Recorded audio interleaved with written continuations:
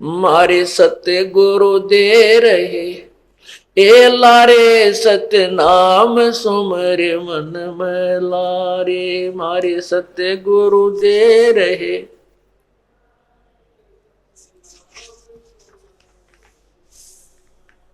सतनाम सुमर मन में लारे, भगवान सुमर मन में लारे। सतनाम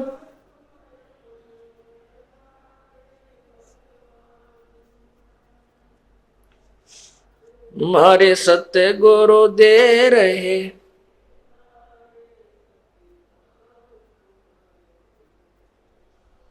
सतनाम सुमर मन में लारे, भगवान सुमर मन में लारे। सतनाम सुमर मन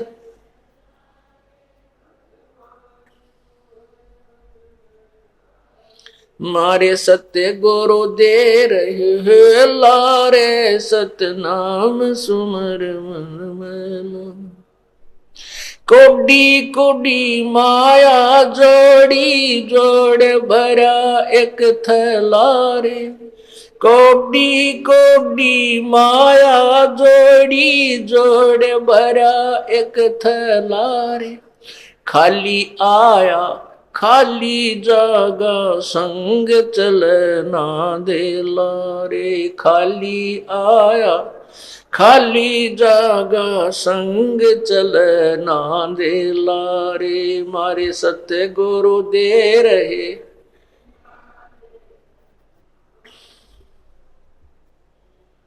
सतनाम सुमर मन में लारे, भगवान सुमर मन में लारे। सतनाम सुमर मन में लारे, भगवान सुमर मारे सत्य गुरु दे रहे हैं लारे। सतनाम सुमर मन में लारे। मारे साहिब दे रहे,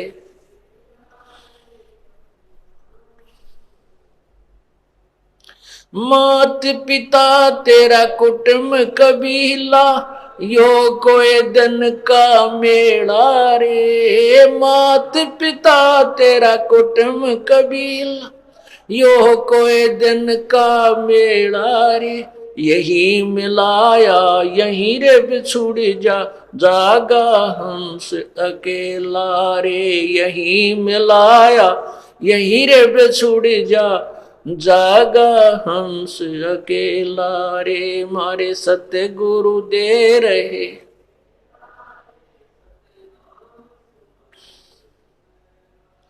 सतनाम सुमर मन में लारे। मन में लारे सतनाम सुमर मन, भगवान सुमर मन में लारे। मारे साहिब दे रहे, नाम सुमर मन में लारे। मारे सत्य गुरु दे रहे,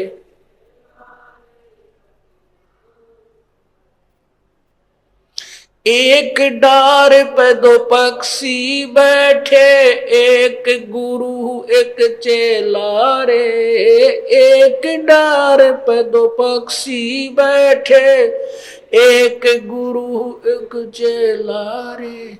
चेला तो चंचल है भाई, गुरु निरंतर खेला रे। चेला तो चंचल है भाई, गुरु निरंतर खेला रे। मारे सत्य गुरु दे रहे,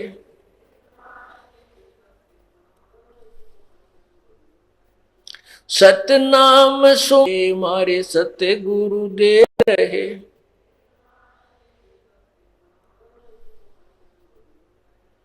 सतनाम सुमर मन में लारे, भगवान सुमर मन में लारे। सतनाम सुमर मन, भगवान सुमर मन में लारे। मारे साहिब दे रहे,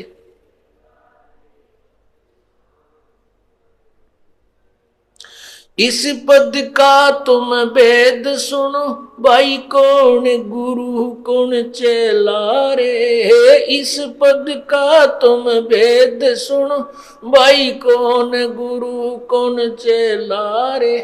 रामानंद का कह कबीरा, शब्द गुरु चित चेला रे। रामानंद का कह कबीरा, शब्द गुरु चित चेला रे। मारे सत्य गुरु दे रहे,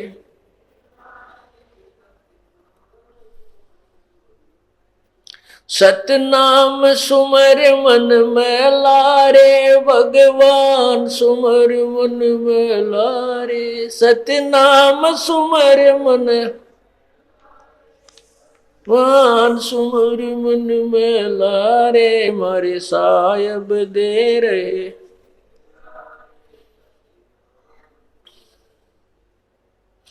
मारे सत्य गुरु दे रहे हे लारे। सतनाम सुमर मन में, इस पद का तुम भेद सुनो, भाई कौन गुरु कौन चेला रे। इस पद का तुम भेद सुनो, भाई कौन गुरु कौन चेला रे। रामानंद का कह कबीरा, शब्द गुरु चित चेला रे। रामानंद का कह कबीरा, शब्द गुरु चित चेला रे। मारे सत्य गुरु दे रहे,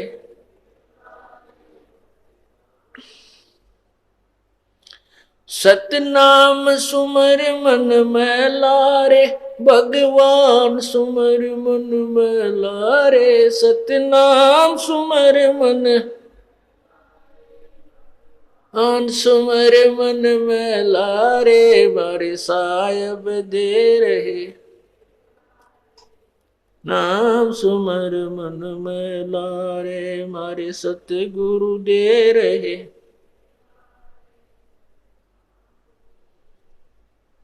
सत साहिब। सतनाम सुमर मन में लारे, भगवान सुमर मन में लारे। परमात्मा कहते हैं, मलिन मन, हे मलिन मन परमात्मा की भक्ति कर। क्योंकि ये विषय विकारों में परमात्मा की भक्ति ना करने से मन इतना मलिन हो गया है, इस पे इतना मैल चढ़ गया है कि ये परमात्मा की भक्ति में आलस करता है और बाकी बकवाद कितनी करवा ले इस तय।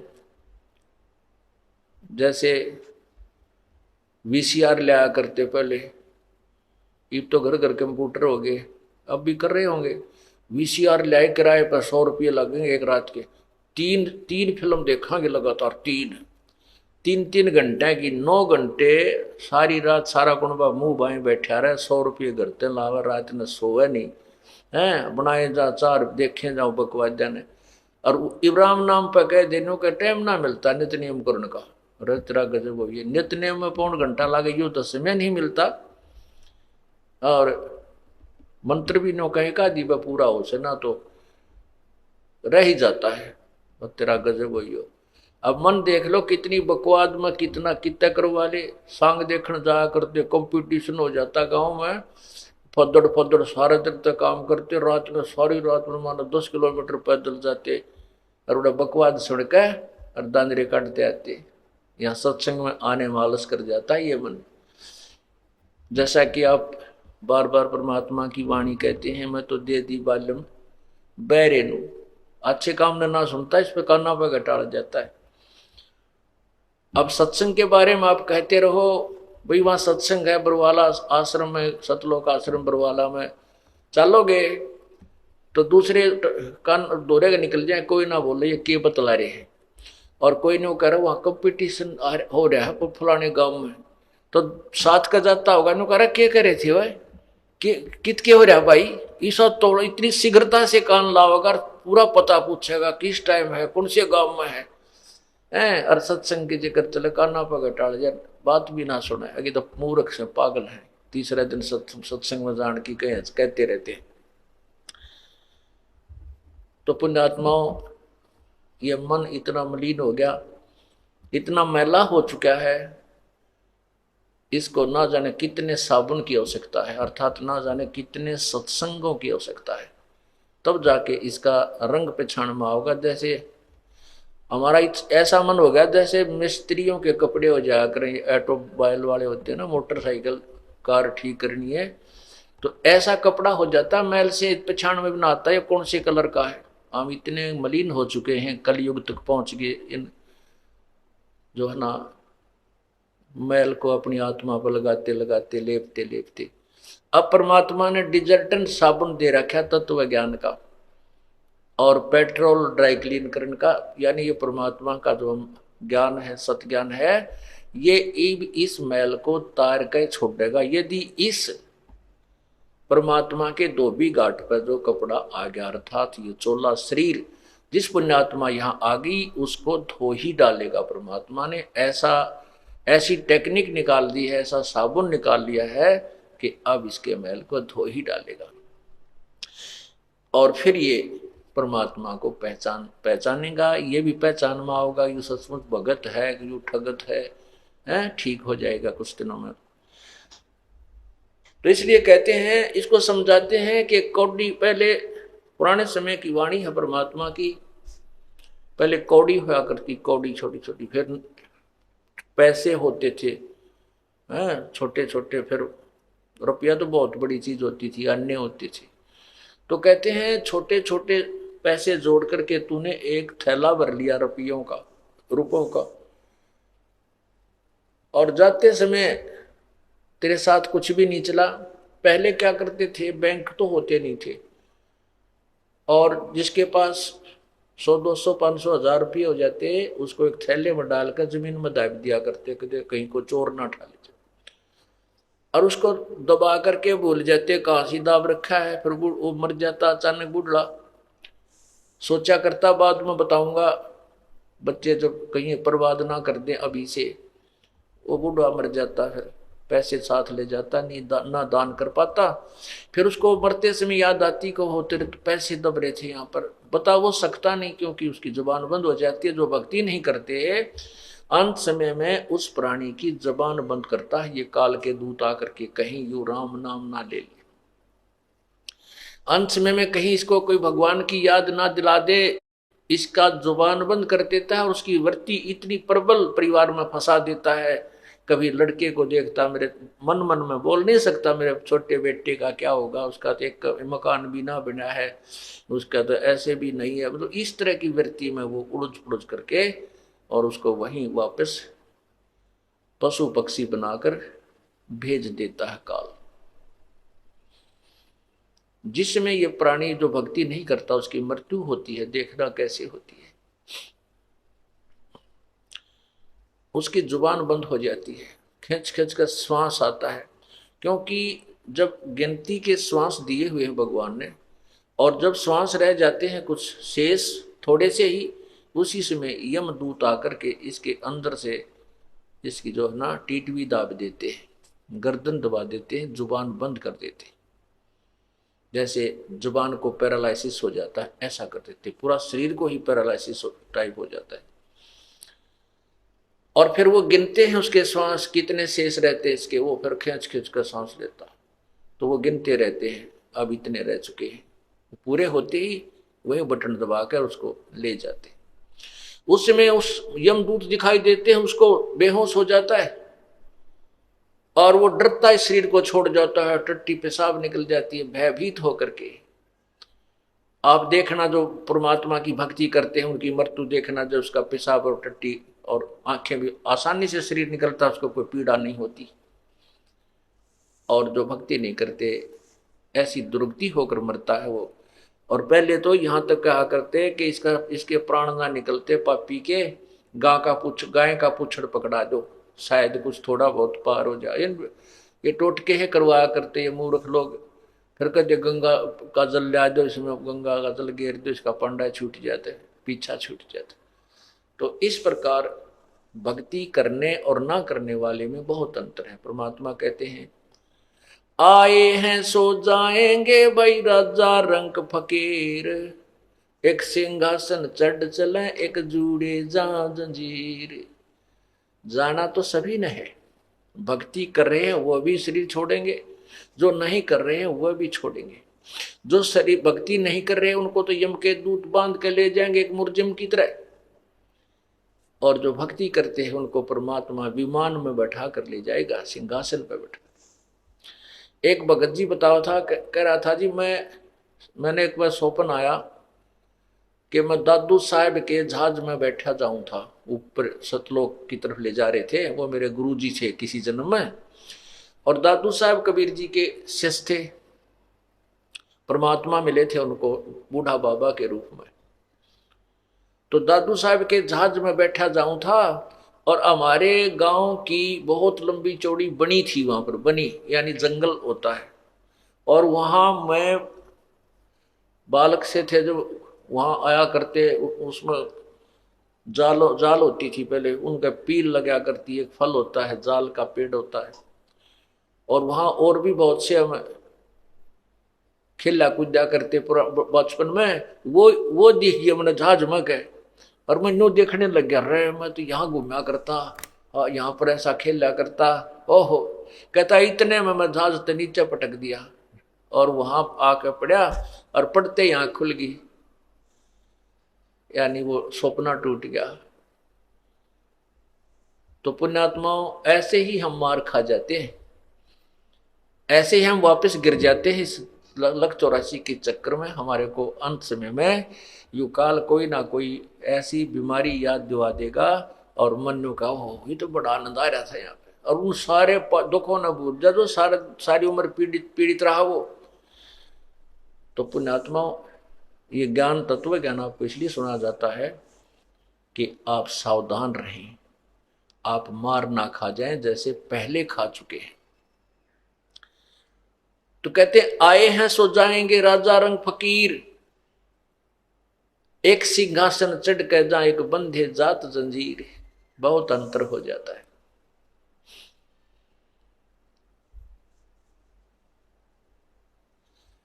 तो इसलिए क्या क्या कहते हैं परमात्मा के, जैसे जब वो अंत समय में मरता है, सारी उम्र माया जोड़ जोड़ कर धर जाता है, और अंत समय में वो बच्चों को भी बताना भूल जाता है, अचानक मर जाता है, तो उसकी मृत्यु वहीं रह जाती है। फिर वो सर्प बन का आता है, और सर्प बन की जूनी धार करके वहीं घर में घुसता है जहां उसने वो धन दबा रखा होता है, वहां ढूंढता फिरता है। फिर वह बच्चे उसका मारे, लठ तोड़े, उसकी हड्डियों को पंसलियों को एक करें या मार डालें, फिर वो वही उन्हीं के हाथों मरता है करके। ऐसे दुर्गति हमारी होती रहती है, हमने इससे सावधान होना है। तो क्या बताते हैं, कौडी कौडी माया जोड़ी जोड़ भरा एक थैला रे, खाली आया खाली जागा संसार ना थैला रे।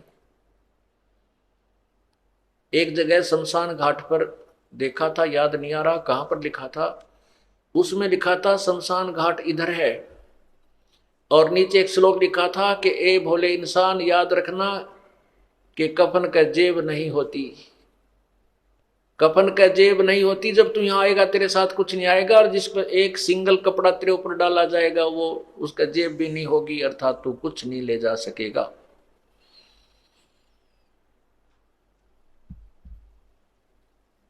फिर क्या बताते हैं, मात पिता तेरा कुटुंब कबीला, यो कोई दिन का मेला रे। कुछ दिनों का मेला है ये आपका घर, और यहीं में लाया यहीं रे बिछुड़ जा, जागा हंस अकेला रे। यही यो मेला भरा था, और यहीं एक एक करके ये खत्म हो जाएगा, बिछुड़ जाएगा।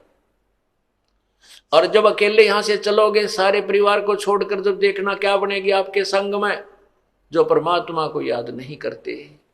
परमात्मा कहते हैं हिड़की दे दे रोएगी सुरता जब तू चल लेगी अकेली। आत्मा को कहते हैं जब बड़े पूरे परिवार ने छोड़कर जिसको तू अपना मान रही है, फिर पछाड़ खा खा रोएगी जब तू अकेली जाएगी, यहां से तेरा कोई साथ नहीं जाएगा। इसलिए परमात्मा की भूल मत गिरने दे, तेरा जितना संस्कार जिसके साथ जुड़ा है वो अपनी उस भूमिका को निभाते हुए परमात्मा को मत भूलिए। इतना ही कहना परमात्मा का। ये सारा कुछ जो है ना ज्ञान सुनाकर आपको इसी तरफ डाइवर्ट करना, आपकी वृत्ति को, इस दिशा को ही बदलना थोड़ा सा। फिर कहते हैं एक डाल पर दो पक्षी बैठे, एक गुरु एक चेला रे। और चेला तो चंचल है भाई, गुरु निरंतर खेला रे। अब क्या बताते हैं कि जैसे आगे निर्णय देते हैं कौन तो गुरु है कौन चेला है। अब जैसे ज्ञान मार्गदर्शन करना, तो इस दास आपका गुरु है और आप शिष्य हो। और फिर आपको जो नाम दे दिया है, फिर आपने कैसे जो नाम दिया है उसको, वो तो आपका गुरु और चित्त, अर्थात जैसे गुरु जी के प्रति आपका अटूट भाव, अटूट श्रद्धा, अटूट ध्यान लगा रहना चाहिए, गुरु जी की तरफ आपकी वृत्ति सदा रहनी चाहिए। ऐसे ही फिर जब नाम आपको मिल जाता है तो सिमरण करते समय उस शब्द को जो मंत्र दे रखा है वो तो आपके गुरु की तरह है, और चित्त को चेला बनाकर उसके ऊपर सिमरन पर लगाए रखना है। कहते हैं इस पद का तुम भेद सुनो, वो कौन गुरु कौन चेला रे। रामानंद का कहे कबीरा, शब्द जो मंत्र आपको दिया है वो गुरु और चित्त अर्थात उसके ऊपर मन को लगाए रखना, वो तेरा वो शिष्य है। यानी चित्त को उस मन के ऊपर, मंत्र के ऊपर लगाए रखना, भक्ति करते रहना, ऐसा परमात्मा हमें समझाते हैं। अब पुण्यात्माओं भक्ति भी करें तो कैसे करें, किसकी करें, कौन परमात्मा है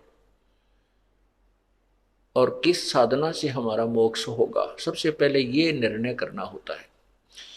और जब तक हमें ये निर्णय नहीं होगा कि हम किस दिशा में चलें, हमने अपने घर की तरफ जाना है, बहुत दूर हम खड़े हैं, और जब तक हमें ये नहीं मालूम कि हमारा घर किस दिशा में है, कौन सा मार्ग है वहां जाने का, तो ऐसे कुमार्ग पर जाना व्यर्थ है। विपरीत दिशा में चाहे हम कितनी स्पीड से चलते रहें, वो दिशा दूर, वो हमारे मंजिल से दूर ही हमें ले जाती रहेगी।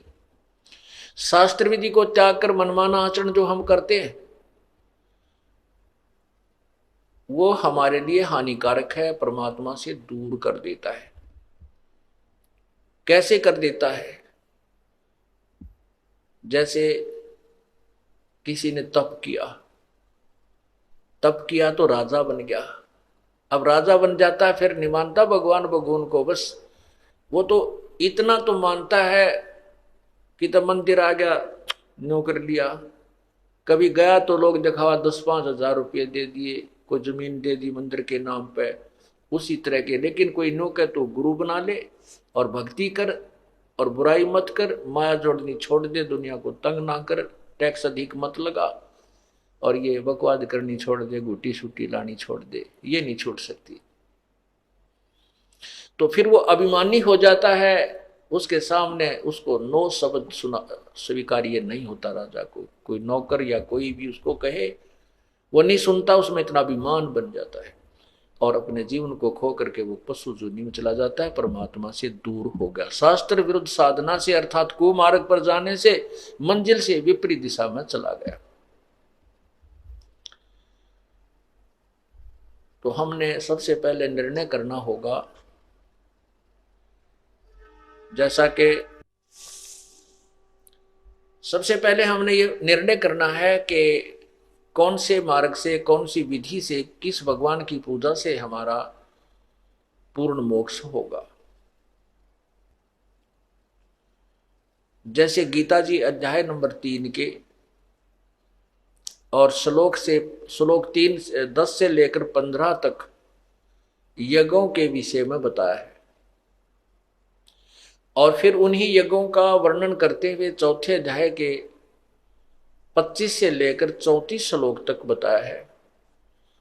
33वें श्लोक में कहा है कि दर्व यज्ञ से ज्ञान यज्ञ अति श्रेष्ठ है। द्रव्य यज्ञ होता है जो धन से होने वाला अनुष्ठान होता है, जैसे हवन है, घी मोल लाना, धार्मिक जैसे भंडारा है, धर्म यज्ञ है, ये भी पैसे से होती है। कहते हैं द्रव्य यज्ञ से ज्ञान यज्ञ श्रेष्ठ है, और ज्ञान यज्ञ से फिर सभी कर्म समाप्त हो जाते हैं, क्योंकि ज्ञान का अर्थ है। तो उसी के बारे में चौथे अध्याय के 34वें श्लोक में कहा है कि उस ज्ञान को, उस तत्व ज्ञान को जो चौथे अध्याय के 25 से लेकर 31 तक वर्णन किया है काल ने, कि कोई ऐसे साधना करता है, कोई इसको श्रेष्ठ मानता है, कोई तप को श्रेष्ठ मानता है, कोई अन्य जप को श्रेष्ठ मानता है। तो चौथे अध्याय के 32वें श्लोक में कहा है कि उस भिन्न भिन्न प्रकार के यज्ञों अर्थात अनुष्ठान भक्ति विधि के विषय में पूर्ण परमात्मा के मुख्य ज्ञान में, मुख्य ज्ञान माने तत्व ज्ञान में, और वो ज्ञान परमात्मा के मुखारविंद से ही उच्चारण किया गया है, तो परमात्मा ने ही वो बोला है। उसमें बहुत प्रकार से परमात्मा की विधि विस्तार से लिखी है, और उसी के विषय में चौथे अध्याय के 33वें श्लोक में लिखा है कि ज्ञान यज्ञ से, द्रव्य यज्ञ से ज्ञान यज्ञ अति श्रेष्ठ, ज्यादा श्रेष्ठ है, क्योंकि ज्ञान यज्ञ जो आपको सत्संग सुनाया जा रहा है, ये ज्ञान यज्ञ होता है। इस ज्ञान यज्ञ से ये पता चल जाता है कि कौन परमात्मा पूजा के योग्य है और कौन नहीं है। किस परमात्मा की पूजा से ये प्राणी पूर्ण मोक्ष प्राप्त करता है, किस परमात्मा की प्राणी साधना से ये मुक्ति प्राप्त नहीं करता। अब देखिएगा पवित्र गीता जी, श्रीमद् भगवत गीता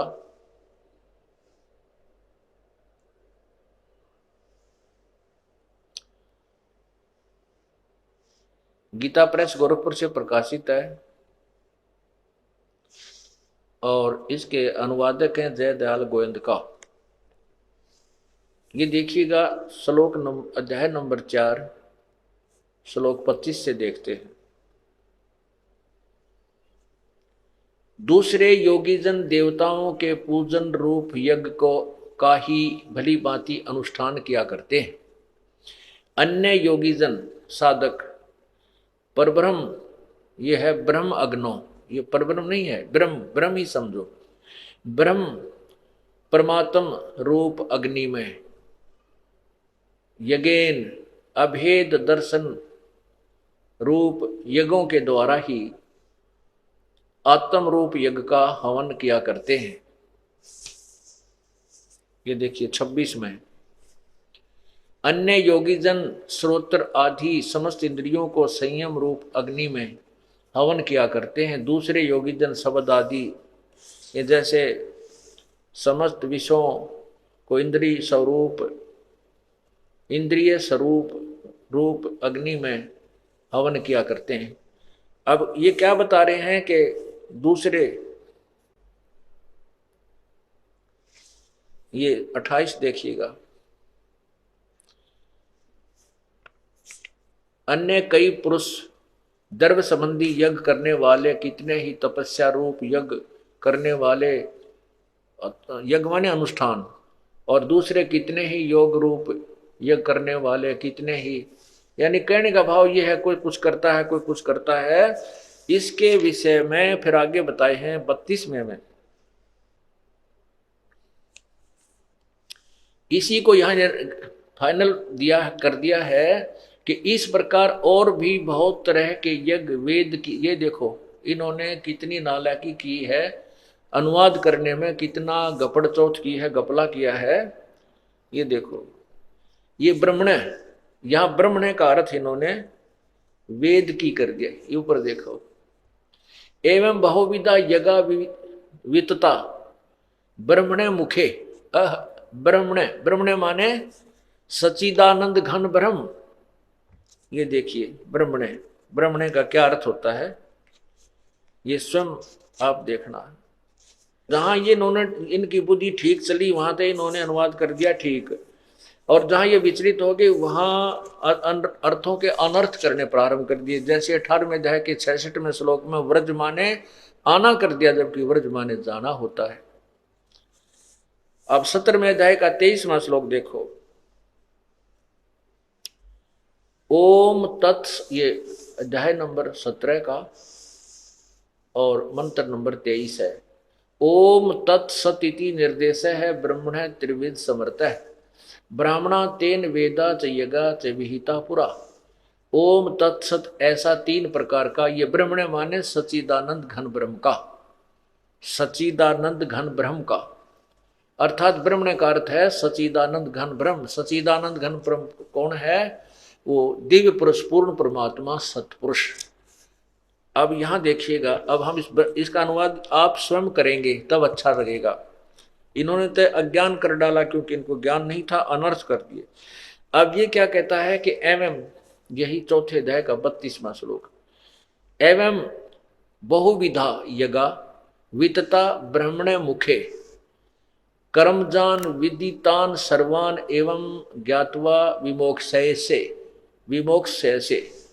इस प्रकार और भी बहुत तरह के यज्ञ यहां देखना था। ऐ है ब्रह्मणे माने सच्चिदानंद घन ब्रह्म के, मुखे माने मुख्य, ये के मुख्य वाणी में, हम यही कर लें इनका शरत के मुख्य वाणी में, अर्थात परमात्मा के मुख्य ज्ञान में, क्योंकि ये तो खुद तो बता ही रहा है कुछ ऐसा कर लो, ये कर लो, वो करते हैं, ऐसा करते हैं। अब कहते उस पूर्ण परमात्मा के मुख्य ज्ञान में, ब्रह्मणे मुखे, परमात्मा की वाणी में। आप यही सोच लो, उस परमात्मा की वाणी में, इन्हीं के द्वारा अनुवाद, इसी को सच चलते।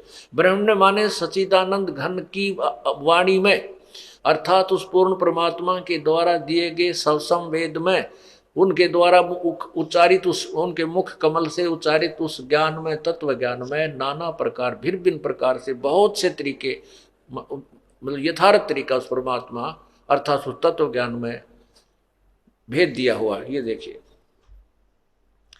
इस प्रकार बहुत तरह के यज्ञ, यानी बहुत प्रकार की साधनाओं की जानकारी ब्रह्मणे माने सच्चिदानंद घन परमात्मा की वाणी में। ओए है, ब्रह्मणे माने सच्चिदानंद घन, इन वेद कर दिया ब्रह्म का, कोई बात हुई या? अच्छा, विस्तार से कहे गए हैं। ओए है, फिर कहा है कि कर्म जान, मन, इंद्री और शारीरिक क्रियाएं द्वारा संपन्न होने वाले, ये है कर्म जान। कर्म से यानी कर्म योग से होते हैं, जैसे एक संन्यास योग होता है, एक कर्म योग होता है। तो संन्यास योग से कर्म योग ज्यादा अच्छा माना है। कर्म योग माने काम करते करते, अपना हठ योग ना करके, एक स्थान पर ना बैठ करके, काम करते करते कर्म से, जैसे आप भक्ति भी करते हो, अपना घर का काम भी करते हो, और फिर यहाँ धर्म भी करते हो, सेवा भी करते हो। कहते हैं ऐसा जो कर्मों से काम करते करते, यानी कर्म योग से जो काम होता है, साधना होती है, वो वर्णित की गई है उस तत्व ज्ञान में, अर्थात उस पूर्ण परमात्मा के मुख्य ज्ञान में, उस अमर वाणी में। ये देखिए, गीता ज्ञानदाता कह रहा है ये है कर्म जान, यानी कर्म कर्म कर्म योग से, कर्म भक्ति, कर्म करते हुए साधना होने वाले हैं वो साधनाएं। जान, विद माने जान। इस प्रकार तत्व से जानकर उनके अनुष्ठान द्वारा कर्म बंधन से सर्वथा मुक्त हो जाएगा। ये तो होया 32वां श्लोक।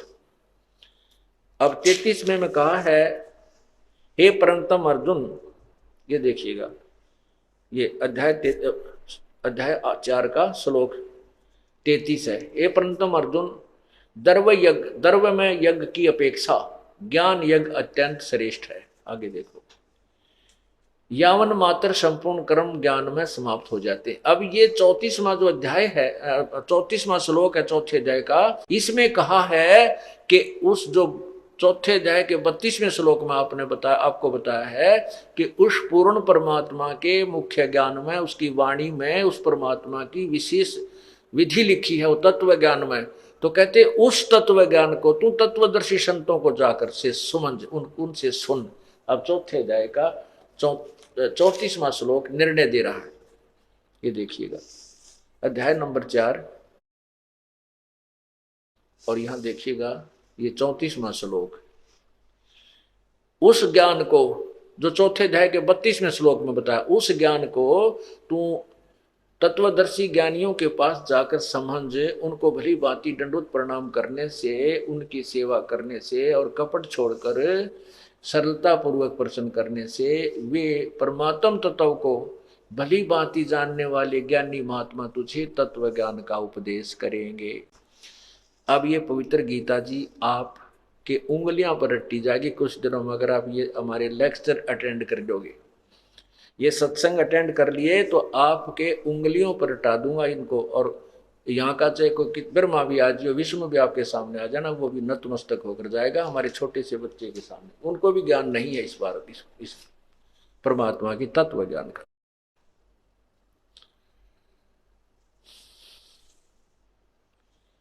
तो क्या बताया है कि ज्ञान जो है, इस ज्ञान से फिर हमें निर्णय होगा कि कौन परमात्मा है, किस परमात्मा की भक्ति करने से हमें मोक्ष होगा, क्योंकि हमने मोक्ष प्राप्ति करनी है। और जब तक मोक्ष नहीं होगा तो हम यहां पर कितनी लंबी उम्र प्राप्त कर लें और कितना ही हम राज्य भोग लें, अंत में मृत्यु को प्राप्त होते हैं। जैसे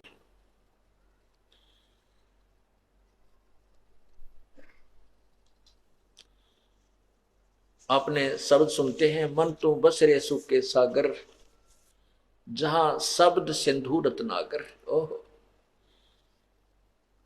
मन रे तू बस रे सुख के सागर, जहां शब्द सिंधु रत्नागर। शब्द सुख का सागर किसे कहते हैं? सतलोक को। सतलोक वो स्थान है जहां पर जाने के बाद फिर जन्म मृत्यु कभी नहीं होती। जैसे गीता जी अध्याय नंबर 15 के श्लोक नंबर 4 में कहा है कि जब तुझे तत्व ज्ञान प्राप्त हो जाए, उस तत्व ज्ञान रूपी शस्त्र से इस संसार रूपी सृष्टि के ज्ञान रूपी ज्ञान को, अर्थात उलझे हुए इस वृक्ष को उस तत्व ज्ञान रूपी शस्त्र से काट कर, अर्थात तत्व ज्ञान से समझकर, उसके बाद उस परमेश्वर के उस परम पद की खोज करनी चाहिए, जहां जाने के बाद फिर प्राणी साधक संसार में लौटकर कभी नहीं आते, अर्थात उनकी जन्म मृत्यु कभी नहीं होती। और गीता ज्ञानदाता कहता है कि जिस परमेश्वर से सारी सृष्टि रची गई है, जिसने सब ब्रह्मांडों की रचना की है, अर्थात जिसने उल्टे लटके संसार रूपी वृक्ष की जो है ना विस्तार किया है, जिसने उसकी रचना की है, और मैं भी, गीता ज्ञानदाता कहता, मैं भी उसी की शरण हूं और पूरे निश्चय के साथ उसी की पूजा करनी चाहिए। 18वें अध्याय के 62वें श्लोक में कहा कि तू सर्वभाव से अर्जुन उस परमेश्वर की शरण में जा जिसकी कृपा से तू परम शांति और सतलोक को प्राप्त होगा। शाश्वत स्थान जो कभी नष्ट नहीं होने वाला, सदा रहने वाला स्थान सतलोक। गीता जी अध्याय नंबर 8 के श्लोक नंबर 16 में कहा कि अर्जुन, ये ब्रह्मलोक तक सभी लोग पुनर्वर्ती में है। ब्रह्मलोक यहाँ की अंतिम पड़ाव है, यहाँ का ब्रह्मलोक। ब्रह्म की साधना करने वाले, वेदों और गीता अनुसार ओम नाम का जाप करने वाले, ये ओम नाम की कमाई और यज्ञों के आधार से ब्रह्मलोक में चले जाते हैं। और ब्रह्मलोक में जाकर के भी फिर ये वापस जन्म मृत्यु में आते हैं, क्योंकि वहां गए भी प्राणी फिर लौटकर संसार में आते, पुनर्वर्ती को प्राप्त होते हैं। अब देखिएगा 8वें अध्याय का ये 16वां श्लोक।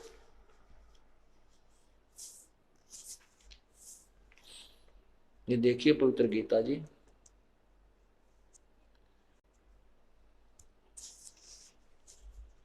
पवित्र गीता जी अध्याय नंबर 8 का और ये श्लोक नंबर 16 है।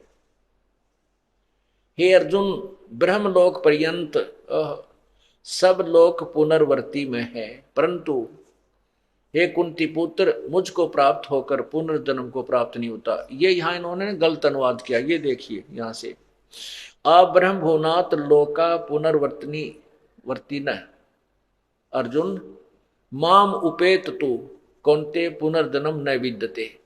अब यहाँ इन्होंने क्या अनुवाद किया है कि मुझे प्राप्त होकर जन्म नहीं होते, नहीं। इसका अर्थ है कि मां, जिनको ये ज्ञान नहीं कि ब्रह्मलोक तक भी पुनर्वर्ती में है, वो मेरे वाली साधना करते हैं। वो मेरी साधना करने वाले भी, जिनको ये ज्ञान नहीं है, वो मुझे प्राप्त होकर भी वो पुनर्जन्म में रहते हैं। क्योंकि अगर यहाँ इसका ये अनुवाद किया जाए कि उनका पुनर्जन्म नहीं होता, तो वो श्लोक गीता जी के व्यर्थ हो जाते हैं। चौथे अध्याय के 5वें श्लोक में कहा है कि अर्जुन तेरे और मेरे बहुत से जन्म हो चुके हैं, तू नहीं जानता, मैं जानता हूं। और गीता जी के अध्याय नंबर 2 के 12 में कहा है कि अर्जुन ऐसा नहीं है कि सैनिक और तू और मैं आज ही जन्मे हैं, पहले भी जन्म हुआ, आगे भी होगा, और ये ना सोच कि हम वर्तमान में ही हैं। अर्थात ये गीता ज्ञानदाता स्वयं कहता है कि हाँ, मैं और तू तो जन्म मृत्यु में।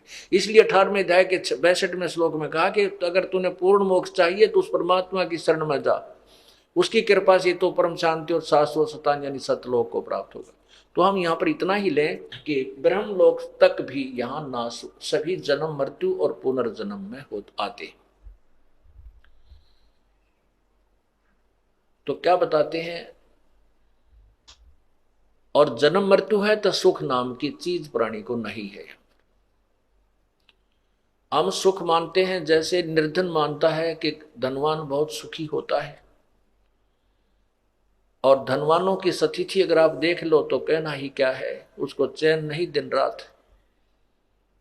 धनवान सेठ सोचता है कि राजा लोग ही सुखी होते हैं, इनके आगे पाछे नौकर घूमते हैं और इनकी जुबान से सब कुछ ठीक होता चला जाता। नहीं, राजा कभी सुखी नहीं होता। एक परिवार का छोटा सा मुखिया जिसमें 5-7 सदस्य होते हैं, उन्हें के अरेंजमेंट में उसको दिन रात नींद नहीं आती, चिंताएं बनी रहती हैं, और एक राजा तो बहुत बड़े क्षेत्र का पिता मुखिया बन जाता है, एक जो है ना इंचार्ज बन जाता है, तो वो इतने बड़े परिवार का पिता बन जाता है, तो उसको दिन रात नींद नहीं आती। कभी कोई प्राकृतिक आपदा आ गई है, कभी उसके अपने ही मंत्रिमंडल में कोई विद्रोह होने की खतरा रहता है, कोई विरोधियों का उसके जो है ना कुछ कुछ सुनने को मिलता है।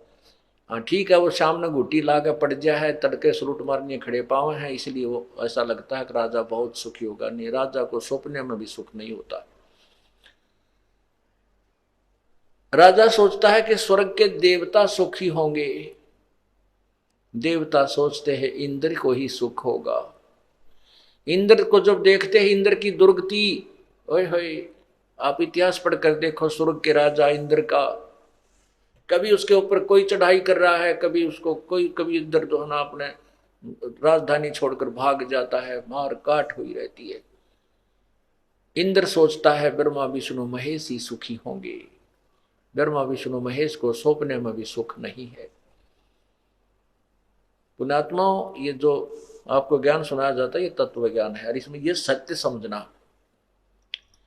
आपको दिखाता हूं विष्णु पुराण में, विष्णु जी विष्णु पुराण में कहते हैं कि मुझे तो सौपन में भी सुख नहीं है।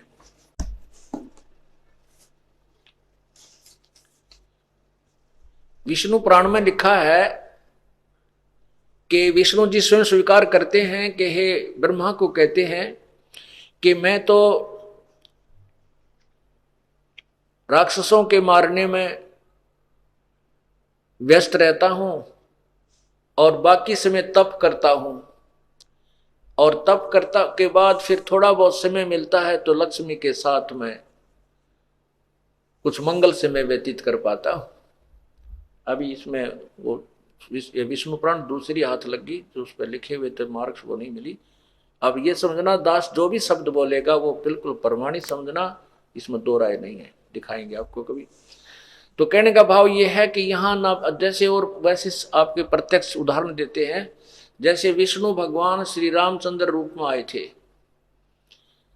युवा हुए, ब्याह हुआ, विवाह होते ही वनवास हुआ, वनवास में सीता जी का अपहरण हुआ, फिर रावण के साथ लट्ठम लट्ठा, ना जाने कितनी दुनिया की मार काट हुई, करोड़ों आदमी अरबों आदमी मारे गए।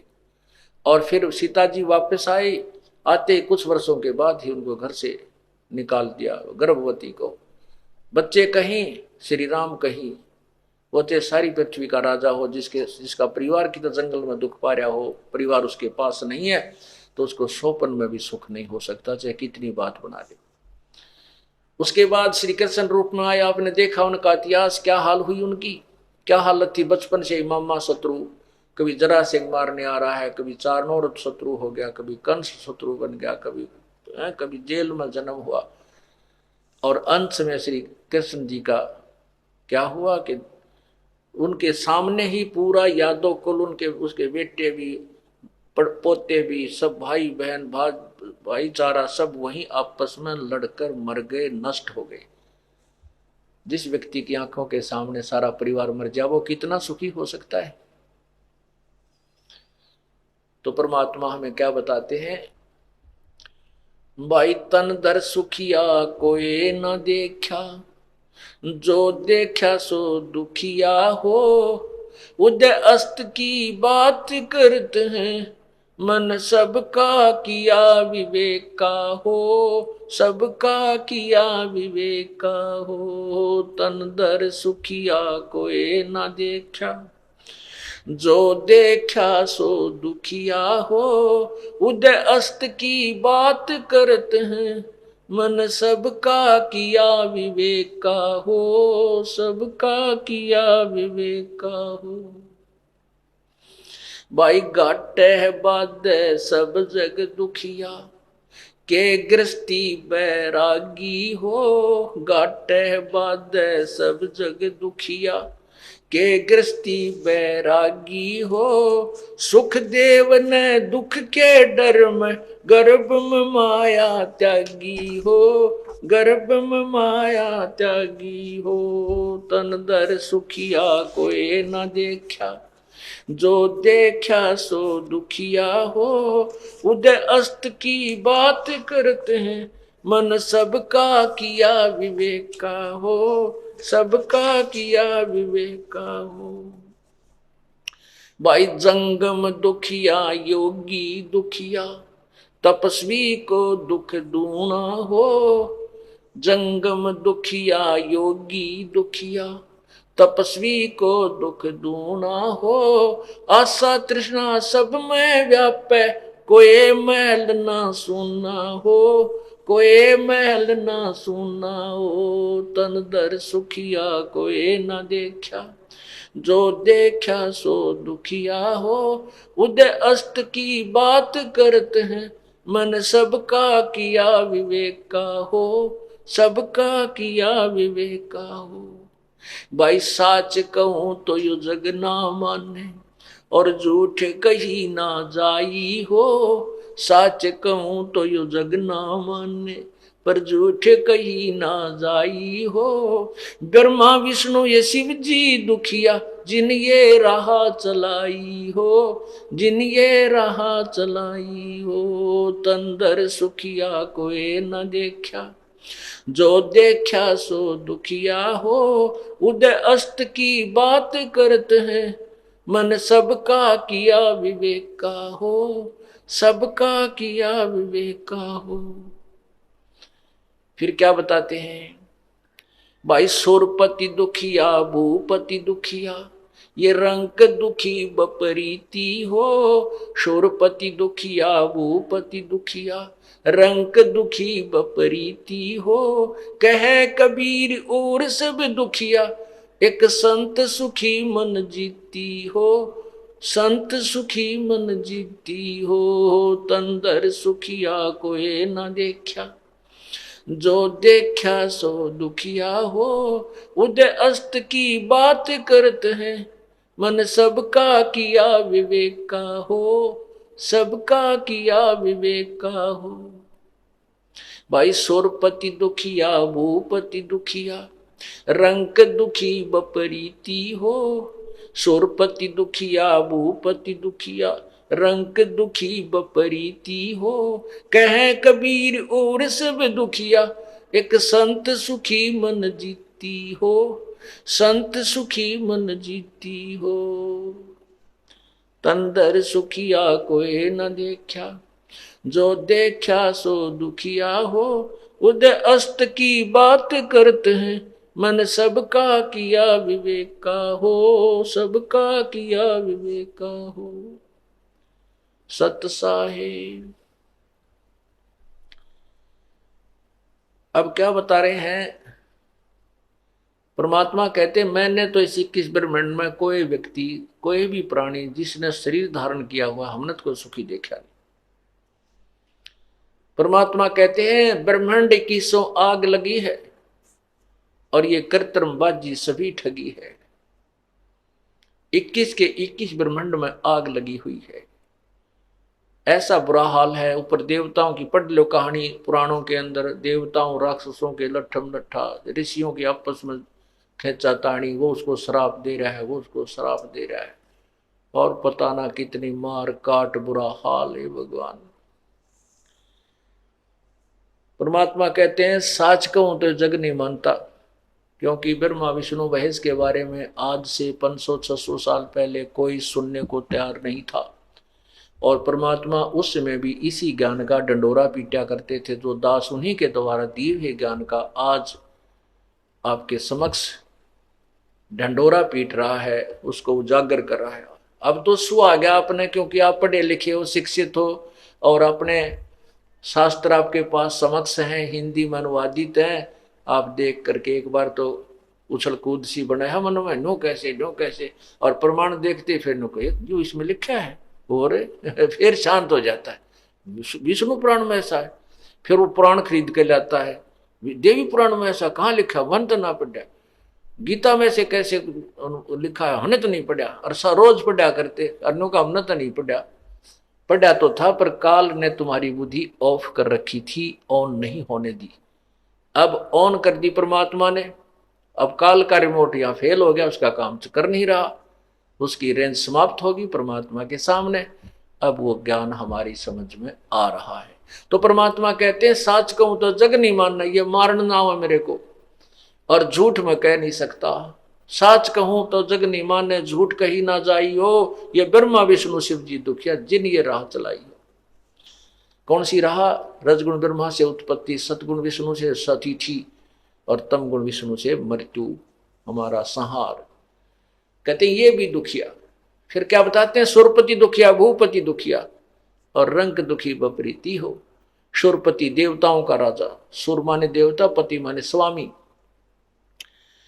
देवताओं का राजा इंद्र भी दुखी, और भूपति सारी पृथ्वी का शासक हो तो भी दुखी। एक सन और रंग दुखी बपरीती हो। गरीब तो स्वाभाविक दुखी, उसके ऊपर तो सारी आपत्तियां करें, तो नाम नहीं ले रहे, उनके विषय बता रहे हैं, लेकिन नाम लेने के बाद तो सेठ और गरीब एक जैसा हो जाएगा भगवान के दरबार में, क्योंकि परमात्मा दोनों की आपत्तियों को टालना शुरू कर देगा और 2 रोटी सुथरी देना प्रारंभ कर देगा। कहते रंग दुखी बपरीती हो, और कहे कबीर और सब दुखिया, एक संत सुखी मन जीती हो।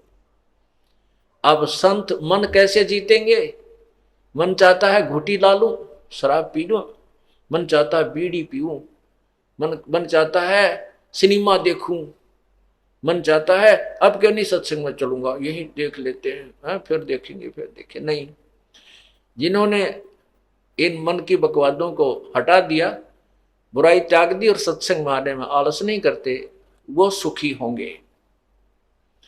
और फिर सुखी कौन होगा? जो ना तो इंद्र का राज्य चाहेगा, ना स्वर्ग में वासा चाहेगा, ना यहाँ कोई देवता बनना चाहेगा, ना यहाँ कोई मंत्री पद स्वीकार करना चाहेगा। वो केवल परमात्मा की महिमा का गुणगान करके, अपनी भक्ति करके सतलोक जाएगा, सतलोक में सुखी हो जाएगा। वो सतलोक कैसा है? शंखों लहर मेर की उपजे, कहर नहीं जा कोई, दास गरीब अचल अविनाशी, सुख का सागर सोई। शंखों लहर मेहर की उपजे। आप देखते हो कभी कभी जब अच्छे मूड में होते हैं ना तो ऐसी अंदर से हिलोर उठती है अपने आप, कोई भी बुरा नहीं लगता, ना किसी के प्रति द्वेष होता, इतनी आत्मा निर्मल होकर के और सबको मित्र मानती है। किसी के साथ थोड़ा बहुत कोई द्वेष भी है तो उसको भी वो भी बुरा नहीं लगता। तो वो मेहर की लहर थी। और उसके बाद फिर ये कहर की लहर शुरू हो जाती है। उसने ऐसे बोल दिया, उसको ऐसे कर दूंगा, उसने उसके पैसे देने हैं, उसने मेरे पैसे नहीं दिए, ऐसा कर दिया वैसा कर दिया, ये कहर की लहर शुरू हो जाती है।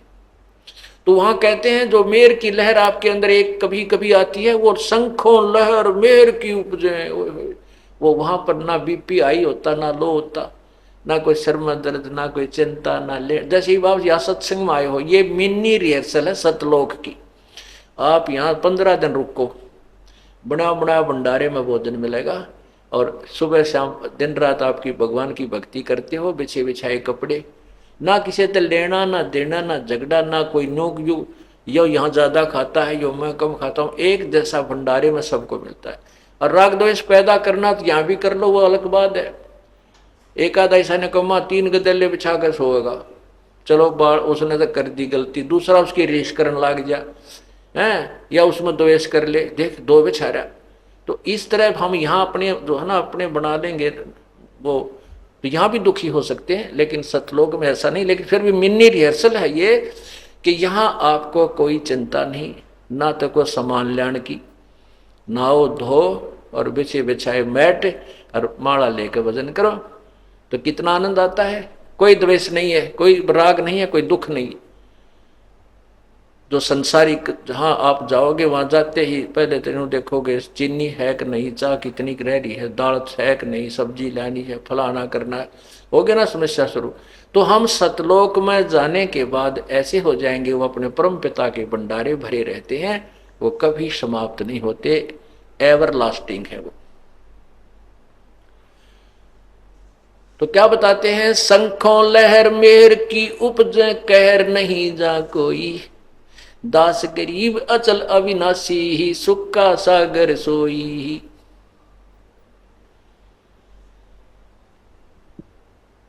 इसलिए क्या बताते हैं, मन चल रहे सुख के सागर, जहां शब्द सिंधु रत्नागर।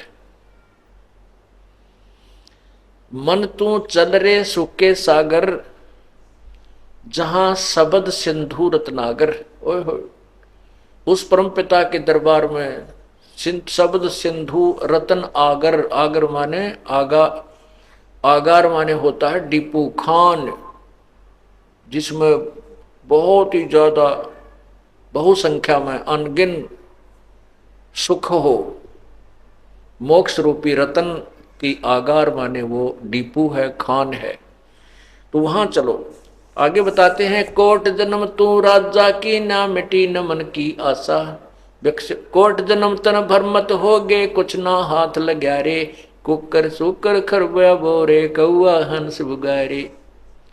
कोटि जन्म तू राजा की, ना मिटी न मन की आशा, भिक्षुक हो के दर दर घूम लिया, मिला न निर्गुण रासा। इंद्र कुबेर ईश की पदवी, ब्रह्मा वर्ण ध्रुम राया, विश्वनाथ के पुर को जाके फिर भी उल्टा आया। असंग जन्म तन मर्त्या हो गे, जीवित क्यों न मरे रे, द्वादश मद महल मठ बोरे, बहुर न दे धर रे। दो जग भी सभी ते देखे, राजपाट के रसिया, 3 लोक से तरपत नाही, ये मन भोगी खसिया।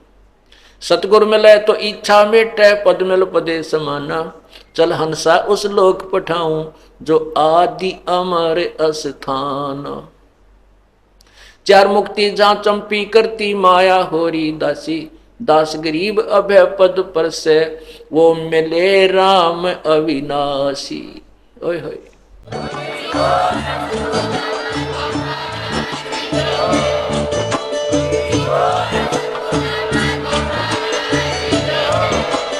आप सुन रहे थे जगत गुरु तत्वदर्शी संत रामपाल जी महाराज जी के मंगल प्रवचन। अधिक जानकारी के लिए विजिट कीजिए हमारी वेबसाइट www.jagatgururampalji.org। संत रामपाल जी महाराज जी के शुभ आशीर्वाद से पूरे विश्व भर में 500 से भी ज्यादा नाम दीक्षा केंद्र हैं, जिन पर संत रामपाल जी महाराज जी द्वारा ऑनलाइन निशुल्क नाम दीक्षा दी जा रही है। अपने नजदीकी नाम दीक्षा केंद्र का पता करने के लिए संपर्क करें 8222880541।